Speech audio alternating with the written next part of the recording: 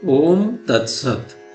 आज हम लोग श्रीमद् भगवद गीता के दूसरे अध्याय के 15 क्रमांक के श्लोक के ऊपर जो श्री शांकर भाष्य है उसको समझने की कोशिश करेंगे।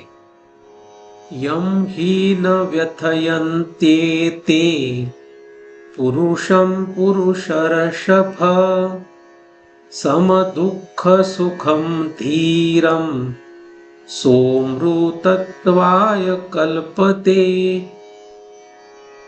शीत उष्ण आदीन, शीत उष्ण आदि को सहतः सहन करने से किम क्या स्यात् होगा इति इसे यम ही इति इस श्लोक से शृणु सुनो। यम सम दुःख सुखम समे दुःख सुखे यस्य तम सम दुःख सुखम, जिस सुख दुख समान होने वाले माने कि जिसको सुख दुख समान है उस सम सुख दुख वाले को सुख दुख प्राप्त होने पर हर्ष विषाद रहितम धीरम धीमंतम पुरुषम, हर्ष विषाद रहित धीर को माने कि बुद्धिमान पुरुष को ये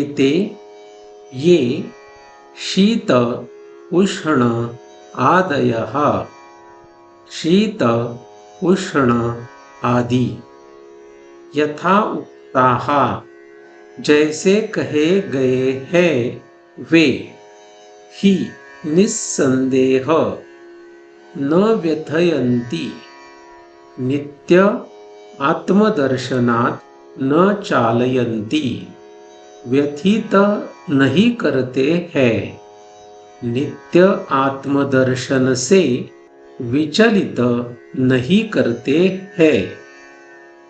सह वह नित्य आत्म स्वरूप दर्शन निष्ठः, नित्य आत्मा स्वरूप का दर्शन करने की निष्ठा रखने वाला, द्वंद्व सहिष्णुः, द्वंद्व शीत उष्ण आदि सहन करने वाला, अमृतत्वाय अमृत भावाय मोक्षाय, अमृतत्व अमृत भाव मोक्ष के लिए कल्पते समर्थः भवति, समर्थ होता है इति ऐसा इस श्लोक का अर्थ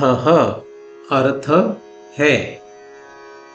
शांकर भाष्य एक नजर में शीत उष्ण आदि को सहन करने से क्या होगा, इसे यम ही इस श्लोक से सुनो।